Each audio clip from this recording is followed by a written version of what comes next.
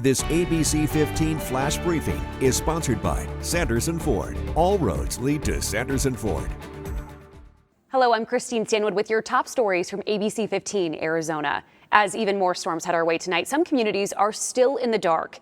APS crews are working to restore power to dozens of homes in Peoria after those powerful storms this week. ABC15's Eleni Dow has more from Peoria. APS crews worked overnight to help restore power and power lines. You can see some are still on the ground, and then a look over there, power lines still down.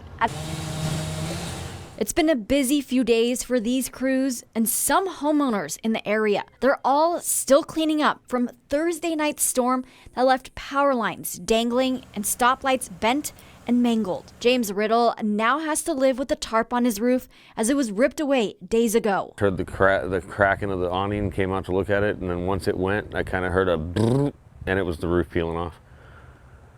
So it was interesting. Parts of his awning and roof are now sitting in his backyard as he waits for insurance to figure out what to do.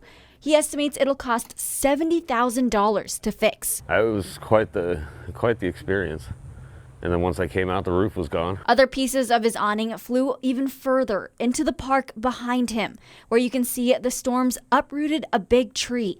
Riddle has seen damage like this around his neighborhood, but it never hit him until now. The damage is done. It's just cleanup time now. Riddle went without power for about 12 hours. Scott Harward lives right near 83rd and Cactus, where all the power lines went down. He couldn't find a way out to the main roads after the storm hit. We didn't know what was going on. The power was out and couldn't get out anywhere. So yeah, it was crazy. In Peoria, Eleni Dow, ABC15 Arizona. School is back in session, and already classrooms are bursting with students, putting a strain on educators in the West Valley. Some core classes like math and science in the Buckeye Union High School district have more than 40 students in them. The district average is 32. The superintendent says they lost $1 million in funding this year after a budget override failed to pass last November. It left them unable to hire about 9 teachers. That one-to-one individual attention, the more students a teacher has on their caseload, the harder they have to work to make sure that they're meeting those individual needs. So as a solution, the district is now hiring international teachers to help fill the classroom. They also plan to ask for the budget override again this November. And there's some new data about the ongoing teacher shortage. There are more than 2,200 vacancies. Now, most of those are elementary school positions, with the subjects with the greatest need are math and science. According to KTAR, another 800 special ed positions are unfilled, as well as 120 counseling positions. Arizona is facing this shortage for several reasons, including low pay, class sizes, and increased responsibilities that take teachers away from the job that they're hired to do. And as we continue to track inflation, we're going to see how it's impacting back-to-school shopping. According to the Bureau of Labor Statistics, the price of apparel is 5.1% higher over the last 12 months. Education books and supplies up 3.1%. Now, stationery, we know, is up 11%, like notebooks and paper. But still, after 2 years interrupted by the COVID-19 pandemic, one expert says most parents and caregivers, they're willing to spend that extra money. Consumers really view this season as an essential category, regardless of what's going on with the economy. The National Retail Federation said more than a third of consumers surveyed for its annual back-to-school report. They said that they were willing to cut other spending to cover the cost of items for the school year.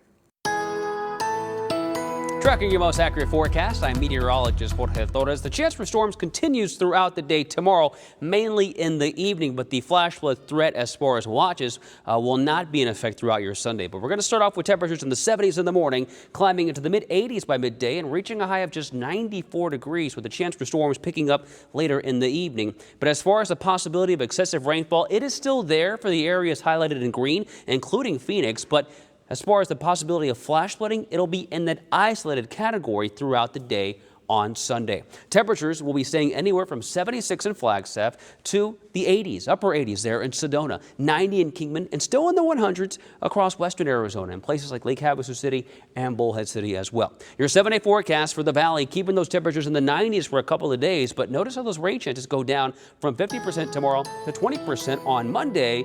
And in the high country, chance for storms still promising through next week.